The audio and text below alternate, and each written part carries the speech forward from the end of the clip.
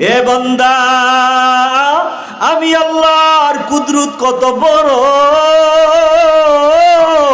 যতদিন পর্যন্ত আমি আল্লাহর কুদরত, আমি আল্লাহর ক্ষমতা, আমি আল্লাহর শক্তি তোর অন্তরে না বসাবি, এই কথাটা না বসবে, ও বান্দা তোর দ্বারা গুনার কাজ হইতেই থাকবে। এ বান্দা, আমি আল্লাহর কালাম পড়। এই কোরআনের মধ্যে আমার কুদরত, আমার শক্তি ক্ষমতা আমি তুলে ধরেছি। এই শক্তিগুলো নিয়ে যখন চিন্তা করবি, দুনিয়ার প্রতি তোর মন ঝুঁকবে না, গুনার কাজ করার দিকে তোর মন ঝুঁকবে না।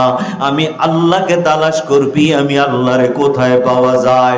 এ বাবা, যদি আল্লাহকে একবার পাইয়া যাও, আল্লাহকে যদি আপন বানাও, মান কান আল্লাহ কান আল্লাহু লাহু, যে আল্লাহর হয়ে যায় আল্লাহ তার হয়ে যায়।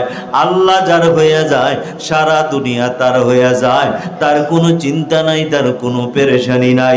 দুনিয়াতে বাবা যদিও টাকা পয়সা কম,